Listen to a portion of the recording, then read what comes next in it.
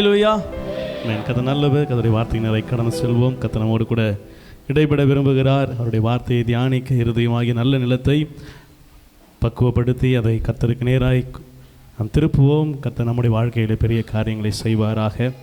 எடுத்து வாசிக்கலாம். லூக்கா எழுதின சுவிசேஷ புத்தகம் 21ஆம் அதிகாரம் 36ஆம் வசனம். ஆகையால் இனி சம்பவிக்க போகிற இவைகளுக்கெல்லாம்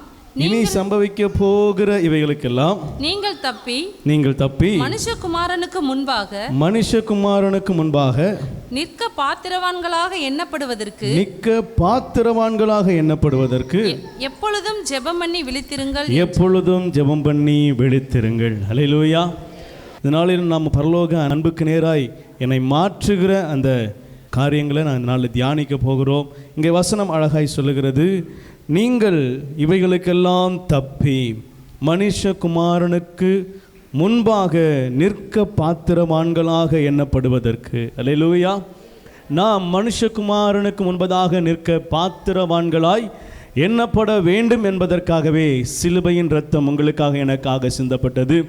சிலுவையிலே அவருடைய எல்லா காரியங்களையும் ஏற்றுக்கொண்டு எதற்காய் அவர் எல்லாவற்றையும் சகித்து பொறுத்து அதை தாங்கிக் கொண்டார் என்றால் நீங்களும் நானும் பாத்திரவான்களாக எண்ணப்பட வேண்டும். அல்லேலூயா. ஓட்ட பந்தயத்தில் ஒருவன் ஓடுவான் என்று சொன்னால் அவன் அந்த ஓட்ட பந்தயத்தில் கலந்து கொள்வதற்கு சில விதிமுறைகளுக்கு உட்பட்டவனாக இருக்கணும். எல்லா காரியங்களிலும் தன்னை கீழ்ப்படுத்தி கொண்டு அதற்கு தன்னை பாத்திரவானாய் மாற்றும் பொழுதுதான் அவன் வெற்றி என்கிற ஒன்றுக்கு நேராக என்ன செய்ய முடியும், போக முடியும். அந்த ஓட்ட பந்தயத்திலும் அவனால் கலந்து கொள்ள முடியும். அல்லேலூயா. கவனிங்க, இதுக்கெல்லாம் ஒரு ஆயத்தம், உலகப்பூர்வமாக ஒரு ஆயத்தம் என்ன செய்யப்படுகிறது, தேவையாக இருக்கிறது. நாம் ஒரு காரியத்துக்காய் 40 நாட்கள் ஜெபிக்கிறோம். இல்லை, இந்த உலகத்தில் கர்த்தருடைய பிரசன்னத்துக்கு நேராக என்ன செய்கிறோம், நடத்தப்படுகிறோம். நித்தியமாய் வாழப்போகிற அந்த பரலோகத்துக்கு நேராய் நாம் வழி நடந்து கொண்டு இருக்கிறோம். நமக்கு மிகவும் ஆயத்தம் அவசியம். அல்லேலூயா. அல்லேலூயா. நாம் ஆயத்தம் உள்ளவர்களாய் காணப்பட வேண்டும் என்பது தேவனுடைய சித்தமாக இருக்கிறது. அதே வசனத்தில் கடைசியாக அவர் எப்படி நீங்கள் ஆயத்தம் ஆகணும் என்பதையும் என்ன செய்கிறார், சொல்லி முடிக்கிறார். கடைசி பகுதியை மட்டும் வாசிப்போம். எப்பொழுதும் ஜெபம் பண்ணி விழித்திருங்கள். அல்லேலூயா. உங்கள் ஆயத்தம் எப்படி இருக்கணுமா, ஜெபம் பண்ணி விழித்திருக்கணும். ஆமேன் சொல்வோமா? நான் ஜெபம் பண்ணி சொல்லுங்கள், நான் ஜெபம் பண்ணி விழித்திருப்பேன், ஆயத்தமாக இருப்பேன். அல்லேலூயா. கர்த்தர் எதிர்பார்க்கிற, விரும்புகிற, செய்ய சொல்லுகிற காரியங்கள் மிக எளிமையானவை. அவர் சொல்றார், நீங்கள் மனுஷகுமாரனுக்கு முன்பதாக நிற்க பாத்திரவான்கள் ஆகும்படி என்ன செய்யுங்க, விழித்திருங்க, ஜெபம் பண்ணுங்க. ஆமென். ரொம்ப எளிமையான விஷயம் இல்லை. இப்போ நீங்கள் அதில் பாத்திரவான்களாக இருக்கிறீர்கள்.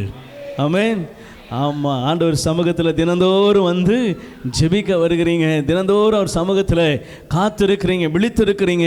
கர்த்தர் உங்களை பாத்திரவான்களாய் பார்க்கிறார். லூக்கா 21ஆம் அதிகாரம் 36ஆம் வசனம் கடைசியில் அவர் அழகாக சொல்லி முடிக்கிறார், ஜெபம் பண்ணி விழித்திருங்கள். மத்தேயு 25ஆம் அதிகாரம் 3ஆம் வசனம் தொடங்கி 8ஆம் வசனம் வரைக்கும், புத்தி இல்லாதவர்கள் தங்கள் தீவெட்டிகளை எடுத்துக்கொண்டு போனார்கள். என்னையோ கூட கொண்டு போகவில்லை. என்னையோ என்ன செய்யலையா, கூட கொண்டு போகவில்லை. அல்லேலூயா. அடுத்து, புத்தியுள்ளவர்கள் தங்கள் தீவெட்டிகளோடு கூட தங்கள் பாத்திரங்களில் எண்ணெயும் கொண்டு போனார்கள். கவனிங்க, இங்க போதும். அடுத்து கொஞ்சமா வாசிப்போம். அங்கே ஆண்டவர் சொல்ல விரும்புகிற காரியம் நம்ம எல்லாரும் அறிந்த, அநேக தரம் வாசித்த வேத பகுதி தான். புத்தி உள்ளவர்கள், புத்தி இல்லாதவர்கள். இவர்கள் புத்தி உள்ளவர்கள் என்று சொல்லப்படுவதற்கு காரணம் என்ன, ஆயத்தத்தோடு என்ன செய்கிறாங்க, கடந்து செல்கிறாங்க. ஆனால் புத்தி இல்லாதவர்கள் கூட என்ன செய்யலை, எடுத்துக்கொண்டு போகவில்லை. கர்த்தர் வருமளவும் இது போதும் என்று ஒரு அஜாக்கிரதையோடு என்ன செய்கிறாங்க, ஆண்டவருக்கு முன்பதாக அவர்களும் தேவனுடைய வருகைக்கு நேராய் காத்திருக்கிறவர்கள் தான்.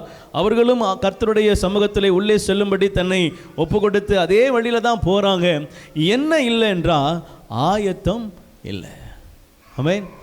நீங்கள் அநேக என்ன செய்திருக்கிறோம், ஆண்டவருடைய ஆலயத்துக்கு வந்திருக்கிறோம், கர்த்தரை தரிசிக்க தான் வந்திருக்கிறோம், ஆண்டவர் சமூகத்துக்கு தான் வந்திருக்கிறோம். கர்த்தருடைய பிரசன்னத்தை உணரும்படியாய், அவரை நோக்கி பார்க்கும்படியாய், அவரிடத்திலிருந்து பதிலை பெற்றுக்கொள்ளும்படியாய், விண்ணப்பங்களை வைக்கும்படியாய், அவரை ஆராதிக்கும்படியாய், நன்றி சொல்லும்படியாய் நாம் எல்லாரும் ஒரே நோக்கத்தோடு தான் வந்திருக்கிறோம். ஆனால் இன்னும் ஒன்று நமக்கு எக்ஸ்ட்ரா தேவைப்படுது, ஆயத்தம். அல்லேலூயா. ஆமென். நான் இந்த நாளிலே என்னை இன்னும் கொஞ்சம் என்ன செய்ய போகிறேன், கர்த்தருக்குள்ளாக நான் அதிகமாய் உள்ள இன்னும் அதிகமாக நெருங்கி சேரப்போகிறேன், கிட்டி சேரப்போகிறேன். அந்த விசுவாசத்தோடு வந்தீங்கன்னா அந்த ஆயத்தத்துக்கு அடையாளமாக இருக்கிறது.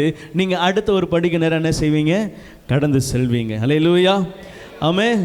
உங்கள் ஜெபத்தில் நான் இன்னும் கர்த்தர் என்ன செய்யணும், அண்டி சேரணும், இன்னும் நெருங்கி சேரணும். நான் இன்றைக்கி தேவனுடைய இடத்துல ஏதாவது ஒரு வார்த்தையை கண்டிப்பாக என்ன செய்யணும், பெற்றுக்கொள்ளணும். உங்கள் இருதயத்தை அதற்கு நேராக ஆயத்தப்படுத்தி என்ன செய்யுங்க, ஆலயத்துக்கு வரணும். அல்லேலூயா. அப்படி வருவீர்கள் என்று சொன்னால் உங்கள் வாழ்க்கையில் நீங்கள் அடுத்த நிலைக்கு என்ன செய்வீங்க, ஆமாம், கடந்து சென்று கொண்டே இருப்பீங்க. ஆண்டவர் இன்னைக்கு இந்த வசனத்தோடு என்னோட பேசினார், அப்போ நாளைக்கு என்ன செய்யணும், இன்னும் ஆயத்தத்தோடு போகணும். அப்போ நாளைக்கு ஒரு வசனத்தோடு பேசுவார், அப்போ என்ன செய்யணும், இன்னும் ஆயத்தத்தோடு என்ன செய்யணும், எதிர்பார்த்து கர்த்தர் சமூகத்தில் நீங்கள் வசனத்தை எதிர்பார்த்து, வார்த்தையை எதிர்பார்த்து, கர்த்தரிடத்தில் பிரசன்னத்தை எதிர்பார்த்து வருவீர்கள் என்று சொன்னால் உங்களுக்கு நிச்சயமாகவே அவர் அதையும் கொடுப்பார். நீங்கள் கேளாதவைகள் என்ன செய்கிறார், சேர்த்து கொடுக்கிறவராக இருக்கிறார். ஆமென், அல்லேலூயா.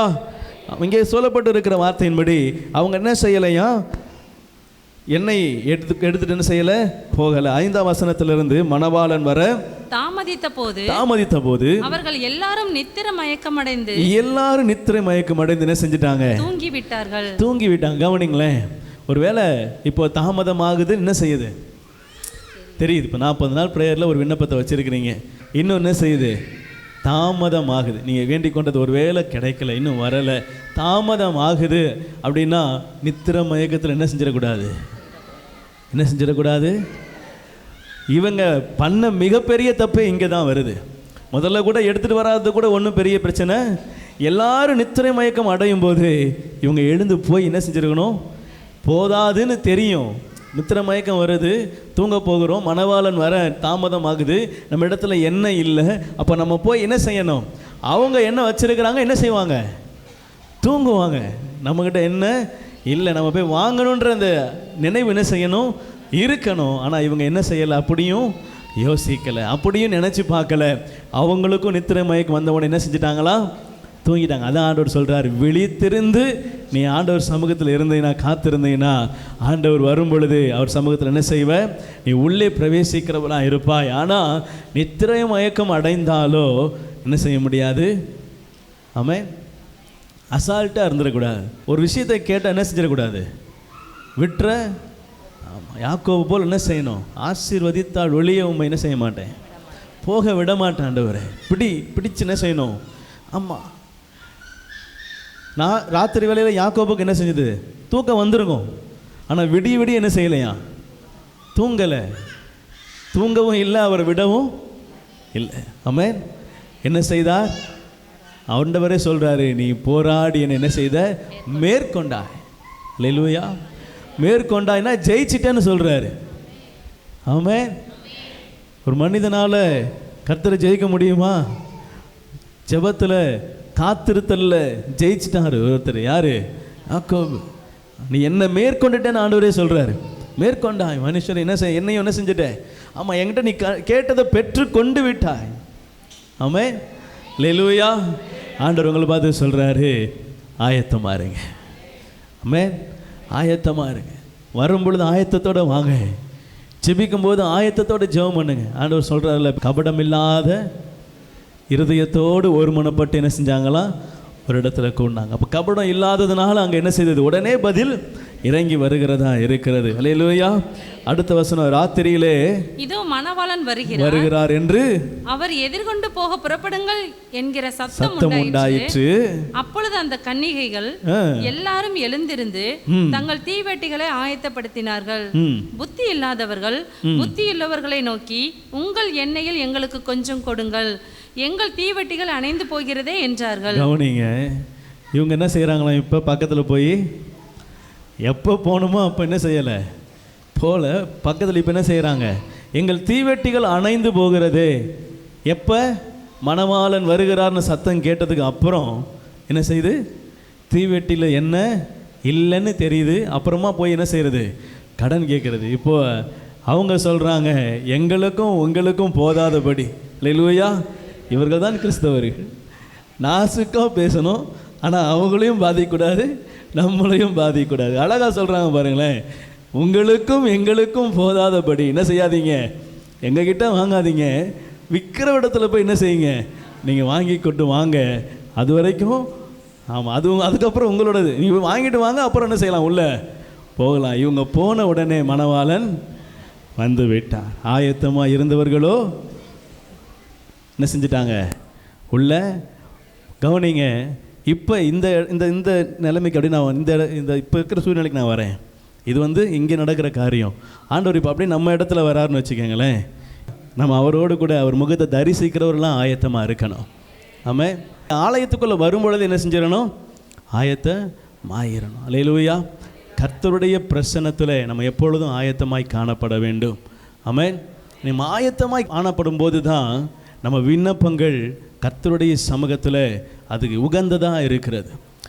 ஒருத்தர் சொல்கிறார், நீ ஜெபம் பண்ணும்போது ஆண்டவர் ஜெபம் பண்ண வரும்பொழுது அவனிடத்துல என்ன எதிர்பார்க்குறாருன்னா, அவன் இருதயத்தில் என்ன இருக்குது. நீ உன்னுடைய சகோதரனிடத்தில் கசப்போடு ஜெபம் பண்ணி, நான் முதலாவது உன் பலியை அங்கேயே வச்சுட்டு நீ போய் உன் சகோதரன் என்ன செய், ஒப்புரவாகிட்டு உன் பலியை என்ன செய், பின்பதாக செலுத்து. அதுக்கப்புறம் அது என்ன செய்யப்படும், அங்கே அது ஒரு ஆயத்தத்தை குறிக்குது. முதலாவது போய் நீ செய்ய வேண்டிய காரியங்கள் என்ன செய்து முடித்து விட்டு சீர்திருந்தி சீர்பொருந்தி அப்புறமா என்ன செய், பலி செலுத்து. அதை தான் நான் என்ன செய்கிறேன், ஏற்றுக்கொள்கிறேன். இப்போ நீங்கள் ஆராதிக்கிறீங்க, அன்பர் செலுத்துறீங்க, ஆண்டோடைய வார்த்தையை கேட்குறீங்க, ஒப்பு கொடுக்குறீங்க, ஒப்புரவாகிறீங்க, கேட்டுட்டு பின்பதாக போய் அதே பழைய காரியங்களை நாம் தொடருவோமானால் நம்மிடத்தில் ஆயத்தம் இருக்கிறதுக்கு உண்டான அடையாளமே என்ன செய்யாது, இருக்காது. ஆண்டவர் சொல்கிறாரு, உங்களை ஆயத்தப்படுத்து, உன்னோடு கூட இருக்கிறவர்களையும் ஆயத்தப்படுத்து. அல்லேலூயா, அல்லேலூயா, ஆமென். எபேசியர் 4:1 ஆதலால் கர்த்தர் நிமித்தம் கட்டுண்டவனாகிய நான் உங்களுக்கு சொல்கிற புத்தி என்னவெனில் நீங்கள் அழைக்கப்பட்ட அழைப்புக்கு பாத்திரவான்களாய் நடந்து. நீங்கள் அழைக்கப்பட்ட அழைப்புக்கு எப்படி நடக்கணுமா? அல்லேலூயா. நான் ஏற்கனவே சொன்னேன் உங்களுக்கு, ஆண்டவரே என்னையவா நினைச்சிங்க, என்னையவா தெரிந்து கொண்டீங்க, என்னை நினைப்பதற்கும் எண்ணுவதற்கும் நான் ஏமாத்திரம் அப்படின்னு நீங்கள் உணர்ந்தீங்க அப்படின்னா அழைக்கப்பட்ட அழைப்புக்கு பாத்திரமானா நடப்பீங்க. நம்ம அதை உணரலை, நான் யார் தெரியுமா, ஆண்டவரால் தெரிந்து கொள்ளப்பட்ட ஆள் அப்படின்னு கொஞ்சம் மிதந்துட்டோன்னு வச்சுக்கிங்களேன், ரொம்ப கஷ்டம். ஆண்டவர் சொல்கிறாரு, நான் உன்னை அழைக்கப்பட்ட அழைப்பு என்ன செய் பார். ஆண்டவரும் ரட்சகருமாகிய நானே என்ன தான் செஞ்சேன், உன் சீசனுடைய காலை கழுவேன் என்று சொன்னால் நீ என்னை போல் என்ன செய்யணும், தாழ்மையாக இருக்கணும் தான் ஆண்டவர் போதிக்கிறார். இப்போ இங்கே ஆண்டவர் சொல்கிறாரு, நீங்கள் அழைக்கப்பட்ட அழைப்பை என்ன செய்யுங்க பாருங்கள். நீங்கள் எப்படி அழைக்கப்பட்டீங்க, எங்கிருந்து அழைக்கப்பட்டீங்க, உங்களுடைய பழைய வாழ்க்கை எப்படி இருந்தது, நம்முடைய பழைய ஜீவியம் ஆண்டவருக்கு பிரியமாக இருந்துச்சா, நம்முடைய பழைய வாழ்க்கை கர்த்தருக்கு பிரியமாக இருந்துச்சா, இல்லை பழைய வாழ்க்கையில் இருக்கும்பொழுது நம்ம சுத்தமாக இருந்தோமா அசுத்தமாக இருந்தோமா, நம்மளை எப்படி கர்த்தர் கொண்டு வந்தார் என்பதை நாம் அறிந்தோமானால் அதற்கு ஏற்ற வண்ணமாய் நாம் என்ன செய்யணும், நடக்கணும். அல்லேலூயா, ஆமென். ஆயத்தம் கிறிஸ்தவனுக்கு ரொம்ப முக்கியம். ஆமென். வயலில் இருந்தாலும் ஆயத்தம் இருக்கணும், அரப்பில் இருந்தாலும் ஆயத்தம் இருக்கணும், வீட்டில் இருந்தாலும் ஆயத்தம் இருக்கணும், சர்ச்சில் இருந்தாலும் ஆயத்தம். ஆமென். எப்பவும் ரெடியாக இருக்கணும், எனி டைம். திடீர்னு காணாமல் போயிடலாம். அல்லேலூயா, ஆமென். எப்போவுமே நம்ம எதுக்கு ஆயத்தமாக இருக்கிறோன்னா, நாளைய தினத்துக்கு எப்படி ஆயத்தமாக இருக்கலாம் தான் சில பேர்லாம் ஆயத்தமாக இருக்கிறாங்க. பூர்வமாக ஆயத்தமாக ப்ரிப்பேர்டாக இருக்கிறோம். ஆனால் ஆண்டவர் சொல்கிறாரு, என் சமூகத்தில் எனக்கு காத்திருக்கிறதுல என்ன செய், என் வார்த்தையை கேட்க ஆயத்தமாக இருங்க, எனக்கு இடம் கொடுக்கறதுல என்ன செய்யுங்க, எனக்கு முதலிடம் கொடுக்க என்ன செய்யுங்க, ஆயத்தப்படுங்க. அல்லேலூயா. அப்படி ஆயத்தப்பட்டுங்க என்று சொன்னால் அந்த ஆயத்தம் ரொம்ப கனமுள்ளது, அந்த ஆயத்தத்தில் உங்களுக்கு ஆசீர்வாதம் உண்டு, அந்த ஆயத்தத்தில் உங்களுக்கு பாதுகாப்பு உண்டு, அந்த ஆயத்தத்தில் உங்களுக்கு என்ன தேவையோ எல்லாம் என்ன செய்யும், கிடைக்கும். அல்லேலூயா. உயிர் வாழ்கிறதுக்கு ஏதோ ஒரு ஆயத்தத்தை என்ன செய்கிறோம், தினந்தோறும் பண்ணுறோம். உங்கள் ஆத்துமா வாழ்கிறதுக்கு தினந்தோறும் ஒரு ஆயத்தத்தை என்ன செய்யணும், பண்ணணும். உங்கள் ஆத்துமா விலையேற பெற்றது.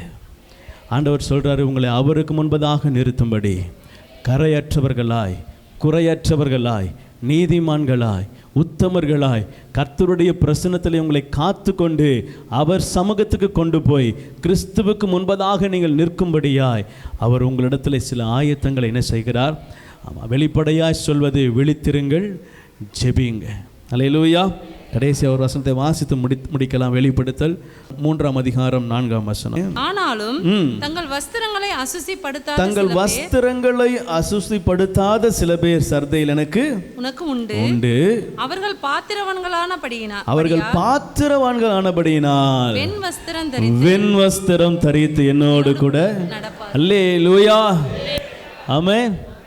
இந்த உலகத்தில் இது சர்தே சபைன்னு வைத்துக் கொள்வோமா? சர்தே சபையை குறித்து கர்த்தர் சொல்லுகிற காரியம் என்ன தெரியுமா? நீ விழித்து கொண்டு சாகிறதுக்கு ஏதுவாக இருக்கிறவர்கள் என்ன செய்ய? ஸ்திரப்படுத்து. உன் கிரியைகள் தேவனுக்கு முன்பதாக நிறைவுள்ளதாக என்ன செய்யலை? காணப்படலை. சர்தே சபையுடைய காலத்தில் ஆண்டவர் சொல்கிறார், 7 நட்சத்திரங்களையும் 7 ஆவிகளையும் உடையவர் சொல்லுகிறது என்னவென்றால், உன் கிரியைகளை அறிந்திருக்கிறேன், நீ உயிர் உள்ளவன் என்று பெயர் கொண்டிருந்தும் என்ன செய்கிறாய்? செத்தவனை போல என்ன செய்கிற? இருக்கிற. உன்னுடைய கிரியைகள் எப்படி இருக்கிறது? நீ உயிர் உள்ளவன் என்று நினைத்து கொள்ளுகிறேன், ஆனால் உன் கிரியைகள்லாம் செத்ததா இருக்கிறது. உன் கிரியைகள் தேவனுக்கு முன்பதாக நிறைவுள்ளதா என்ன செய்யலை? காணப்படவில்லை. ஆனாலும் அந்த சர்தே சபையில் காலத்தில் ஒரு சிலர் என்ன செஞ்சிருக்கிறார்? ஆண்டவர் வைத்திருக்கிறார். அதனால தான் 4ஆம் வசனத்தில் வாசிக்கிறோம், ஆகிலும் தங்கள் வஸ்திரங்களை அசுசிப்படுத்தாத சில பேர் எங்கே இருக்கிறாங்க? அதே சர்தே சபை காலங்களில் என்ன செய்கிறாங்க? இருக்கிறாங்க. அல்லேலூயா, அல்லேலூயா. இந்த உலகத்தில் அநேகர் நான் உயிருள்ளவன் நினச்சிக்கிட்டு செத்தவனை என்ன செய்கிறாங்க? இருக்கிறாங்க. என்னிடத்தில் அது இருக்குது, நான் அதை செய்திருவேன், இதை செஞ்சிருவேன், நான் அப்படி செஞ்சிருவேன், இப்படி செஞ்சிருவேன்னு சொல்லிக்கிட்டு தன்னைத்தானே பெருமைப்படுத்தி கொண்டு தனக்குள்ளே ஜீவன் இருக்குதுன்னு நினைத்து கொண்டு இருக்கிற அநேக ஜனங்கள் உண்டு. ஆண்டவர் சொல்கிறாரு, ஒருத்தனை பார்த்து, மதிகேடனே, இன்று உன் ஆத்மா எடுத்துக்கொள்ளப்படுமானால் நீ சேர்த்து வைத்தவைகள் யாருடையதாகும்? நாளைய தினத்தை குறித்து நீ யோசிக்கிறியே, இன்று இரவு உன் ஆத்மா எடுத்துக்கொள்ளப்படுமானால் உன்னுடைய காரியங்கள் என்ன? ஆண்டவர் அவனை பார்த்து என்ன செய்கிறார்? அப்படியாய் கேட்குற. உலகபூர்வமாக தன்னை பெருமைப்படுத்தி கொண்டு தான் ஜீவனோடு இருக்கிறத நினைத்து கொண்டு இருக்கிற ஜனங்கள் அநேகர் உண்டு. தன்னுடைய காரியங்கள், பணபலத்தை, படபலத்தை, எல்லா காரியங்களையும் நம்பி வாழுகிற ஜனங்கள் ஜீவன் இருக்குது என்று நினைக்கிறாங்க. ஆனால் உங்களுக்கும் எனக்கும் தான் தெரியும் உண்மையான ஜீவன் எது என்று சொல்லி. அல்லேலூயா. உங்களுக்கும் எனக்கும் ஜீவன் கொடுத்த ஒருவர் மாத்திரமே ஜீவனை கொடுக்க வல்லவர். அவர் தான் நித்திய ஜீவனுக்கு நேரே நம்மை நடத்துகிறவர். அவருடைய சமூகத்தில் நீங்களும் நானும் தான் அசூசி இல்லாதவர்கள். அல்லேலூயா. ஆமென். பக்கத்தில் பார்த்து சொல்லுங்கள், நீங்கள் கரைப்படாதவர்கள், நீங்கள் அசூசி இல்லாதவர்கள், நீங்கள் ஆசீர்வதிக்கப்பட்டவர்கள். அல்லேலூயா. ஆமென்.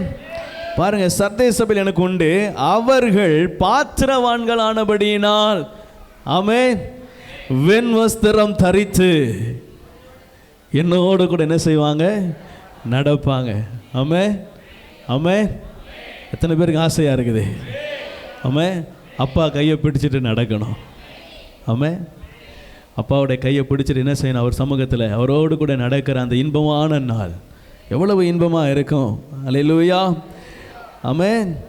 ஆமாம், அவரை நாம் அப்படியா எதிர்நோக்கணும். அதற்கு நம்மிடத்தில் விழித்திருந்து செபிக்கிற, காத்திருக்கிற, அசூசிப்படாமல் காத்து கொள்ளுகிற இப்படிப்பட்ட ஆயத்தங்கள் நமக்கு தேவையாக இருக்குது. தேவையை, அந்த தேவையானதை நம்ம பிடித்து கொண்டு அப்படி நடக்க நம்ம ஒப்பு கொடுப்போமானால், சிலுவையின் அன்பு, நமக்காய் சிந்தின ரத்தம், நம்ம அதற்காய் சிந்தினாரோ, நம்முடைய வாழ்க்கைக்கு எதற்காக சிந்தப்பட்டதோ அந்த வாழ்க்கை நோக்கத்தை அது நிறைவேற்றுகிறதா இருக்கிறது. ஆமென். 2 விதத்தில் அது நிறைவேறுதுங்க. ஒன்று உங்களிடத்திலிருந்து பாதி, இன்னொன்று சிலுவையிலிடத்திலிருந்து பாதி. அங்கேருந்து பாதி வரும், அது ஏற்கனவே வந்துடுச்சு. ஆண்டவருடைய ரத்தம் எல்லாவற்றையும் செய்து எனக்காய் முடித்து விட்டது. இப்போ என்னுடைய பாதிக்காக காத்திருக்கிறது. என்னுடைய ஆயத்தம் இல்லாததுனால அநேக நேரங்களில் அது பின்வாங்கி போகிறது.